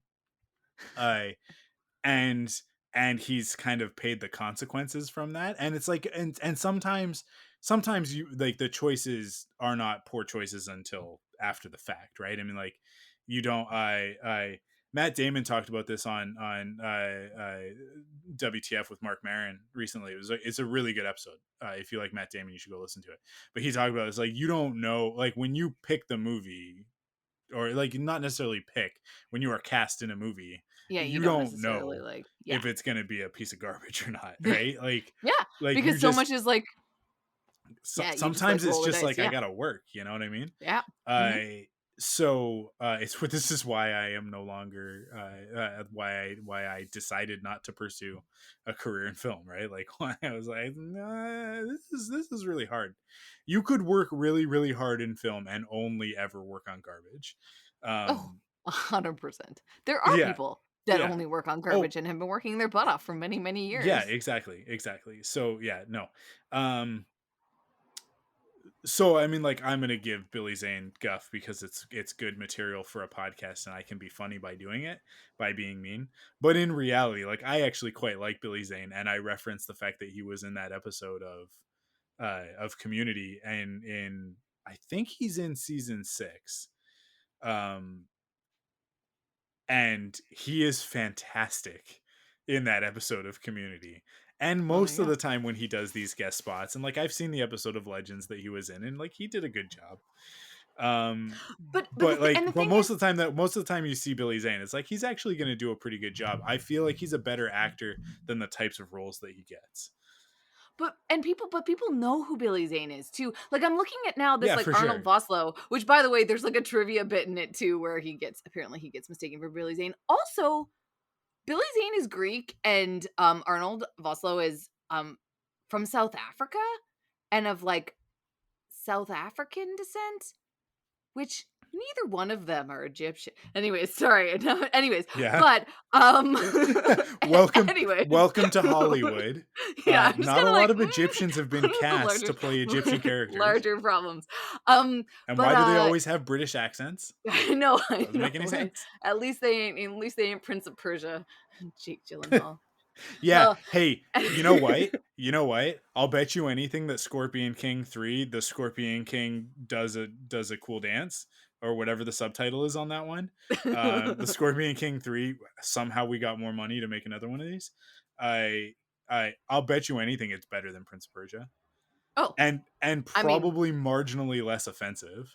That's Probably still like I'm still sure offensive because still Billy offensive, Zane is still but playing an Egyptian king. yeah, yeah, like, Or at I least feel like like ours are maybe not really less, Egyptian, but like you know. a Middle Eastern king.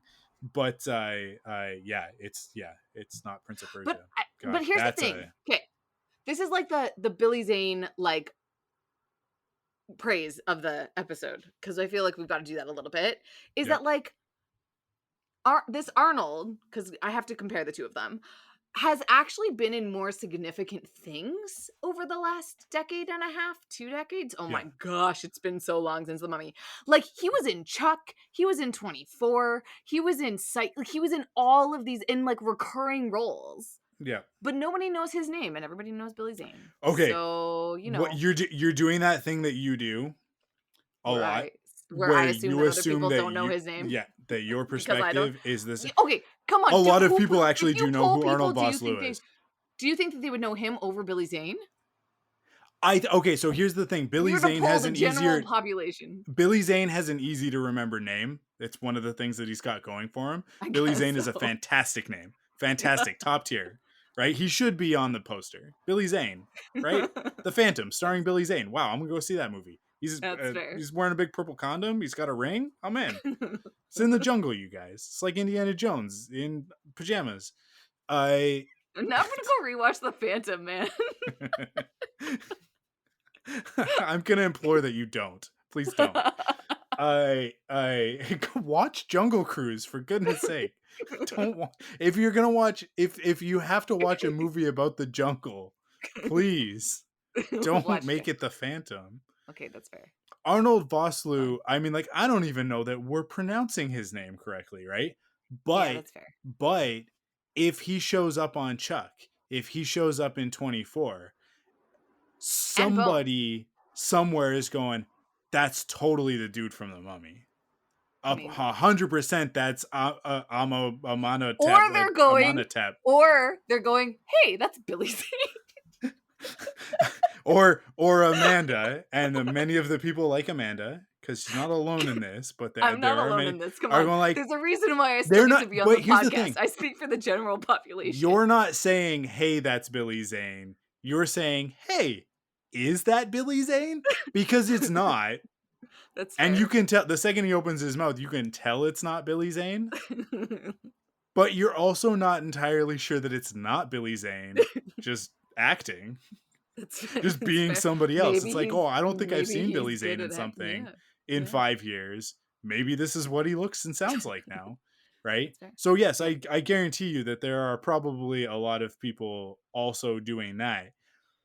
But there are definitely a lot of people who are going, hey, that's totally the Mummy from the Mummy. That's fair. A not insignificant chunk of people are going, that's it's like Amatep or something like that, right? I don't remember, but like Emotep. Yeah. Emotep, I'm close. Mhm. There are, it's like I'm that close, and I know we've had Mhm. IMDb and Wikipedias and stuff, but I haven't actually read it off of the screen. That's Scout's honor. I wasn't a scout, but that's fine. Mhm. There are a lot of people who'd be like, that's Emotep for sure. That's Emotep in this episode of Chuck that I'm watching. And then there's a notable number of people who are like, oh, that's Arnold Vosloo. I love him. He shows up in everything that I watch at some point. Like, There you go. so I like, and I know that because I have heard on many podcasts, like multiples of podcasts, a conversation come up where they go like, where they're talking about the Mummy, and they're like, hey, I was just watching this show or this movie, and he's totally in that, and he's great. So, but I mean, like, hey, I would say that's probably pretty equal for Billy Zane as well. So, you know, there you go. It's all good. I think that All Billy right. Zane and Arnold Vosloo are on equal footing, but that maybe Billy Zane has, just by virtue of the fact that he's industrious and likes to work, has made similar to Nicolas Cage, similar to Samuel L. Jackson. These guys like to work. They like to work. They Yeah. like money and they like their job. And I'll go back to oh man, who's the guy? He made Postal. He's a real garbage person that makes real garbage Postal. movies. Who directed Postal? Who wrote and directed Postal? I don't think I've ever heard of Postal. when I say his name, you might Postal film. The problem with typing Uwe postal in Boll. Canada is Yeah, that it comes up Canada as Post. postal codes. Yeah, Uwe Sorry, Boll. what was it? Okay, I don't know who that is. He's made a lot of real garbage movies. I Okay. saw him talk at PAX in Penny Arcade Expo in 2007. He did a panel. He's a director? He's a director. He's a writer director. He's an auteur. Filmmaker, if you will. Yeah. Yes, yes. Oh, And he got he's up known and for his adaptations of video game yeah, franchises. that's why he was Anyways, at yeah, Penny he Arcade ought, Expo. yeah. Yeah. And he talked about, because he's got a lot of haters because he's made a lot of garbage. And like, I don't just Yeah. mean that like he's made bad movies. He's made movies that are like controversial because they're controversial, right? Because it was his goal for them to be controversial, and like Postal No, is a good example. that's annoying. Yeah, but his content aside, he talked about making movies, and he was like, look, I make these movies for nothing, right? Like, we make them as cheap as we can, and like they're funded by government grants and stuff like that, and like he basically like he gave this whole kind of like a keynote TED talk type presentation on how he makes his movies, how he gets his movies made without studio funding. So they're all like independent, or not all of them, but like they're mostly A lot of independent them. films. Yeah. And he gets all of this funding from all of these weird places so that he can make the types of movies that he wants to make. So he really doesn't care if anybody likes them. And he's also Right. not beholden to a studio for them to make money, right? And because they made them on the cheap, they're always profitable. And he gets to keep making movies, which is what he wants Yeah. to do. Yeah. And so like my friend Carl and I went into this thing like expecting like, oh man, this is gonna be so good, we're gonna rip on him all like for the rest of the weekend. And we both walked out of that like, and because this was 2007, this was when I was less evolved as a human being and much more interested in tearing things down for fun, Yeah. because that's what we thought was cool and edgy, right? Both because of the time period and because of the age that I was at the time. But we both walked out of that one, and I think it actually probably informed a lot of how I feel about how movies are made nowadays. Like at this point in my life, like I think about this a lot. It's like, yeah, but I didn't make a movie. And because that He's was kind made of what he said. He so like many pointed at movies, the yeah. audience at some guy and was like, you've never made a movie. You've Right. never made a movie. Right. I've made 10 movies, or however many movies he'd made at that point. Yeah. Right. And I'm up here and I'm talking about it, and I'm telling you guys how I make movies, and you're all sitting here listening to me. And it was just like it was like this awesome thing of like, he's right. He's absolutely right. Like, he gets the job done, and it doesn't matter that, you know, his movies are trashy and, you know, really don't deserve to be released. They get released. He makes them, and he gets to make another one and another one and another one, and he's beholden to no one. He's the master of his own destiny. He's like a disgusting George Lucas. And I was just like, you know what? Like I can't hate him for that. I can hate his movies, but I can't hate the man. Yeah. Like, Yeah. I mean, you can. He's I'm fairly certain if we were to look him up right now and like dig deeper, that he's probably been Me Too'd a couple of times or something like that. But because I say that based on the content of his films and how sort of I was sort of like misogynistic and sexist sort of looking through some of the stuff too, like where he like used on like gratuitous like animal death, but then he like donated profits from the movie towards PETA or whatever it is.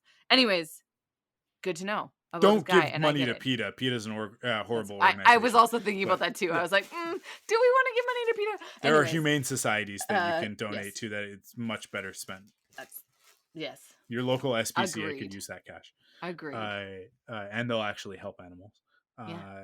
The PETA wouldn't want you to believe that, but it's because they don't have money. If you give them money, they'd be able to keep more animals alive. Hey, J.K. Simmons is in Postal? There you go. Nice. This is what I'm talking about. It's like he makes these movies, and it's like, but he made Postal for it's not 1 point, that's $15 million. How much did it make? 140. That can't be right. Box office. That must be like opening weekend. That can't be the total box office according to Wikipedia. 146,000. I mean, I don't know. He made the movie Think for it's $15 million and it made 146,000. That seems unfortunate. very, very low and unfortunate. Yes. I mean, maybe the budget included some promotional things, which usually that doesn't make back Yeah. whatever it is. Oh well. Uh, Anyways, we're all over the map on this one. I We do have are. one last thing that I want to Oh, say to okay. everybody who's listening, everybody within earshot, before, and then we'll close out the episode. Because we haven't really I mean, we only record every other week, and I feel like we don't get to talk about stuff that often, and we haven't talked about COVID in a while. Which might make people think, like a lot of people are saying, that hey, we're on the other side of this thing. We're not. We're very much still in the pandemic, and use that language in the way that I just did when you're talking to Yep. people about it, My because cousin got COVID last week. Yep. people are It's a talking thing. about it Hmm. like it's a past tense thing, like, oh my Brutal. god, I can't believe we made it through COVID. We didn't, and that is primarily because people are acting like we did, and Yep. going about their daily lives and pretending like, hey, I'm double vaxxed, I'll be fine. And it's like, yeah, but we still There's don't new really know the research, man. science on, I was you reading could be some a sort of carrier. thing where there was an outbreak in a place in the States and new data just came through that like 2/3 of the people that were infected by the Delta variant were double vaxxed. Now it's working in the way that it should, in that it's like minimizing death Yeah, and it's which is a point positive it's thing. point But zero it's zero four percent of the fatalities, yeah. So it's like like vaccines in the are last while. helping. Yeah, It's yeah, great, but it doesn't make you immune to the disease no. totally. It just helps and us manage it as a society. and here's the thing. Yes, you will probably survive it. It will probably be inconvenient and suck, but you will get through it. We still don't know what the lasting effects are, and there seem to be lasting effects for a lot of people. So, if you don't like the way that food tastes, then I suppose go ahead and get COVID, because you're going to lose your sense of smell, and so food's not going to taste good anymore. But if that doesn't matter to you, that to me, that's like the biggest incentive to not get it. But Is that you just love food and I yeah. mean, like, I love, like, the food that I love. I love, Yeah. even though I'm a picky eater. It's like the stuff that I enjoy. I enjoy it very much. Can you imagine not being able to taste a maple dip donut ever again? Devastating. Right? I love An maple dip A&W donuts. root beer? Oh, Come like on. the really cold crisp With ones. the frosted Yeah. mug and everything? Yeah. Yeah. Oh yeah. Yeah. It's not worth it. Your Is pride is not worth A&W it. Canadian? Sorry? Is A&W Canadian or is No, that an no, they have it in American? the States as well. Okay, Yeah. I good. believe it started in the States, and we have it. A&W is my like road trip food, man. And I don't know why, because I do not eat A&W when I'm at home. But if I'm on a road trip, if I'm driving somewhere for sustained periods of time, I will eat A&W. It's such an interesting It's like interesting thing for everywhere. you to say. It's getting late. I'm starting to slur. Sorry. It's an interesting thing for you to say because you don't eat beef. So you're talking Oh about yeah, getting chicken at chicken. Chicken. A&W, Yeah. which I would never in a million years get the chicken at A&W, but that's fine. I mean, like, A&W poutine is the best poutine out of any fast food poutine, all in my right, opinion. I'll So give it to you. I will say I get the poutine and then chicken strips. And I will say that the best chicken strips are Wendy's chicken strips. I like Wendy's chicken strips, but I won't sully other people's fries. And so here's the thing. I quite like fast food fries. A&W fries, not my favorite. But when you put some gravy and some cheese curds on them, oh yeah, baby. That's what I was gonna Delish. say. If you're just eating the regular fries, then you're not They're doing it not, right, because like yeah. I eat A&W fries drenched in vinegar with salt and pepper, Well, there you go. Yeah. and that's You got to delicious. put something on the fries. Yeah, It makes it they're good. not it's not like a McDonald's fry where all you need is a french fry. Oh, Or yeah. even Wendy's has a pretty good fry too. But Yeah. Agreed. I Hard agree. but anyways, back to the whole COVID thing. All right. Yeah, people are being super cash about it and think that we're on the other side of it. So like, hey, let's all go do crazy irresponsible things because we haven't been allowed to for the last year and a half. But I would just like to say, and I think to the people, most of the people within earshot of this, I this probably doesn't apply to you, but please pass on this message. I keep on, fighting with your relatives and friends. Um, that like, hey, like we're not done, and if you get it, you'll probably be okay, but you could spread it to somebody who can't get vaccinated for whatever reason. In particular, kids under 12 cannot get this vaccine. That's a lot Yeah. of people, and they're children. Like Yeah. my kids can't get the vaccine. So, like don't be a jerk. Don't be selfish. Get vaccinated. Wear a mask in indoor public places. Like just keep being smart about it. I don't know. I'm just frustrated by it. I People are agree. being so dumb. The numbers are going back up. Every time I it would like feels to like we go to got the a handle States. on it, it's just Yeah. I would like to travel soon. yeah, I want However to go to ill-advised, Disneyland, however guys. ill-advised that is, but I would like to be able to do that, and Yeah. we all need to be safe. And And like this is yeah. the thing, we're at a point where we can do a bunch of this stuff, but it doesn't mean like go back to normal. It still means wear a mask. It still means get vaccinated, right? And not like this is the biggest thing, especially in the States. Not enough people are vaccinated. You have access Yeah. to it. There are people all over the world who would kill, and that's not hyperbolic. They would literally kill a person to get the vaccine if that were an Mhm. option.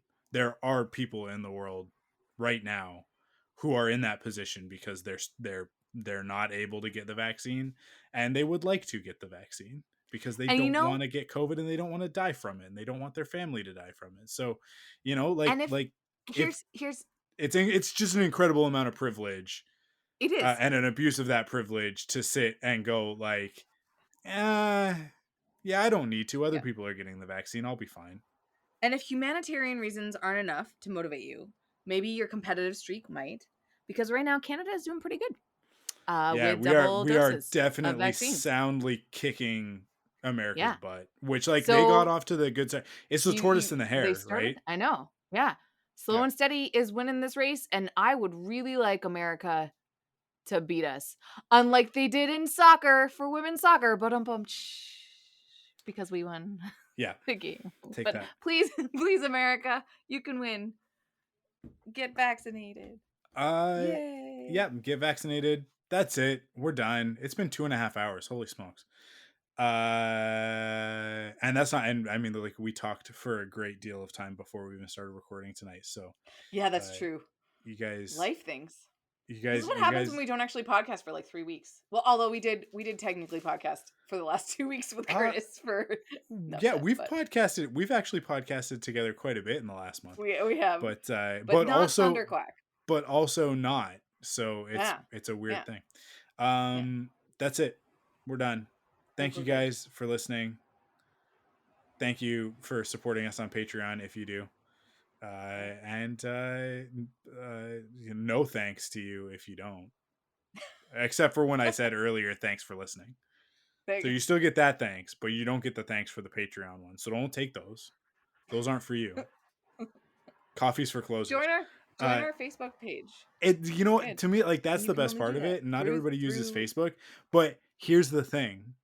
That's all I use Facebook for nowadays. is the Thunderquack. Yeah, the Is Thunderquack. pretty much Yeah. just the group. That's the Okay. only reason. Like I've thought several times about like I'll just get rid of the app and then I'll have Facebook, but I just won't check Facebook. Right? I give that time to Instagram and Twitter. But I can't because The group keeps sucking you back yeah, in. we got the group. It's good. We got the group. It's good. They're good And it's a great group, wonderful people, Yeah. good conversations. Mark Randolph with the king of memes, the king of Oh memes yeah. over there. Yeah. Just keeping That's how us. I get most of my nerd news is actually through the Thunderquack Patreon page. I love it. There you go. So stay in the know, and Yeah. see all the funny memes so that you can talk to Gen Z because they don't know how to hold a conversation. They just talk in memes. They're like that one episode of Star Trek: The Next Generation, Or it's like evolved conversation. yeah, sure. If that's how you want to play it. Oh man, Lower Decks comes back soon. I can't wait. That's a Star Trek cartoon show. I mean, how we're ending the episode. I promise. Are you a Star Trek fan? I can never remember. I enjoy Zachary Quinto. Okay, that's where we're at. Okay, I think you would like Lower Decks. I think Lower Decks is your type of Star Trek. I think I would like it. But it's a cartoon, so you won't watch it. I very much I know, ironically, I work in the industry. Yep. I watch very few cartoons for somebody. You who say does work in the ironically, I say infuriatingly, you know. potato. Difference. But I do love Star Trek, the new versions of Star Trek, and I feel like I would like Picard if I watched it. Oh, I don't like Picard. Oh, okay. I've watched like the first 3 episodes of Picard and not gone back because it was boring as hell. Okay. Yeah. But yeah. So I don't know. Maybe you would like Picard. It's boring. You like Doctor Who, so. Hey. On that note, with that, thanks for listening. We'll be back in 2 weeks. Next week, I guess, is something. You know what? It's supposed to be metaphysical fiction. It's late. Close enough. Same It's difference. late. It's Okay. so late. It's supposed to be metaphysical fiction, but I'm gonna have to tell Carl that we got to move that. He's moved it on me twice, so I get to move it on him this time because I'm actually on vacation next week. But I'll record an off the record in advance and set it to post on the Tuesday morning for all you guys. Behind the curtains, look at Thunderquake. What happened? So that'll be next week, and then yeah, and then we'll be back. We'll be back the following week. At which point, man, will Marvel What If have premiered by then? I think it will have. Ooh, potentially. So we'll talk about this because the 16th is the next time that we'll record, and we will have seen the first episode of Marvel What If. So let's talk about it. That's what we're going to talk about in 2 weeks. Well, we're also going to do enough said about it, though, right? Oh yeah, but we'll do like we'll just do like the comment whole on series. it. Yeah, it'll be good. Okay. Yeah, because there's 10 episodes. Cool, awesome. Thank you guys for listening. Catch you on the next one. Bye. Stay safe, everybody. Wash your hands and be kind to one another, because COVID hasn't gone away yet.